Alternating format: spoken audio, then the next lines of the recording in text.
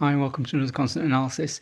This analysis is following on from my previous analyses on Peter Sutcliffe, the Yorkshire Ripper.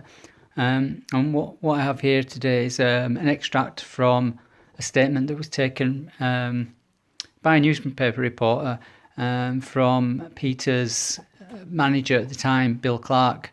And the extract reads, as I remember, Peter was interviewed 2 or 3 times. Fairly perfunctory on the surface of it. When you actually delve into the analysis, what it tends to yield is there's 2 things that come out that's personally struck me.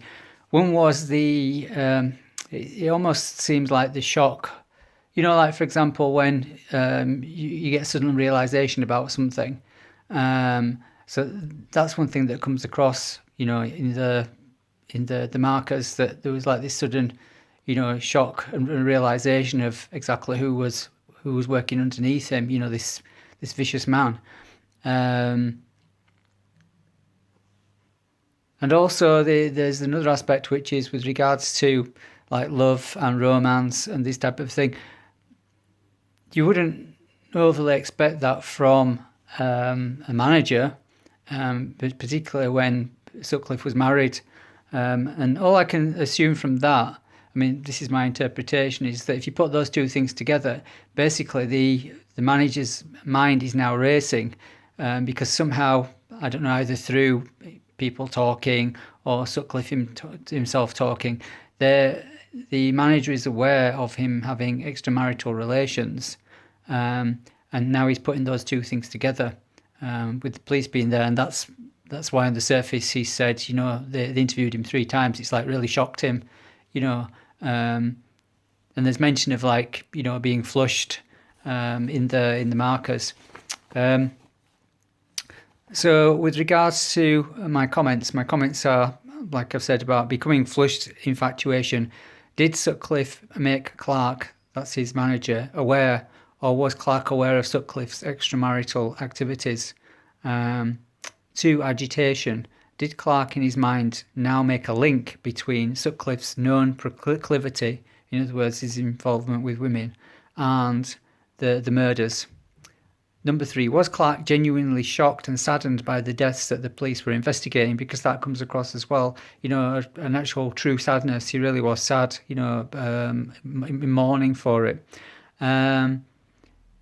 4, it seems from the markers that Clark was wrestling with the whole situation in his mind and was trying to make sense of it all.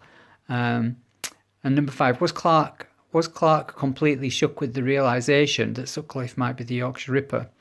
So that's basically what I've just said.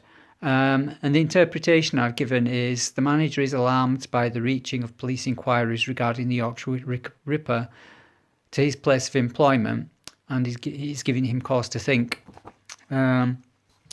So if we go through the markers, we've got death, disease, sacrifice, agitation, commotion, severe distress, mourning, sorrow, mourning, pity.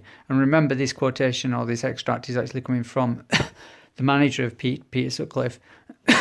Number 2, infatuation, comradeship, puberty, temptation, blossoming, marriage, couples, paying attention, closely considering. 3, agreement, echo, cure, facilitation, dictation. 4, imminence, crystallization. 5, cowardice, shame, disheartenment, muttering, obliging, accepting, imposition, escape.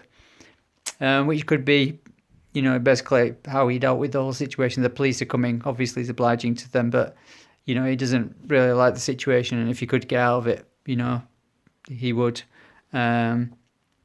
6, anger, retribution, pride, conceit, bragging, argumentation. 7, God. That's something which always features prominently whenever I'm doing like Sutcliffe. I've noticed that that's a prominent thing, and it leads me to believe strongly, with all the religious references, that he honestly did believe God was talking to him. It's not like he was putting it on, and using it as an excuse, as a pretext. He literally did believe that. There's no other explanation for the preponderance of markers that have a religious reference, and there are a lot, in the source text, and he just hits every single one of them. Number 8, in the themes, adsorbing of chemicals. Number 9, wealth, comfort, and self-absorption. Now, the thing is, what I've done with this analysis, I've done it in reverse, and I've done it forwards. So what that means is I've looked at the markers, I've looked at the individual consonants, and I've read them forwards and backwards.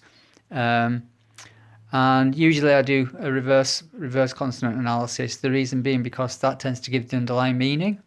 However, in this case, what you'll find if you look at the themes for both analyses, they're pretty much the same. There are a few nuances here and there, but more or less they're saying the same thing. So yeah, that's all I have for you today. If you like the video, remember to share, like, and subscribe. As usual, my analysis report is in the description below for you to read at your leisure. And have a nice day, and look forward to seeing you in the next analysis.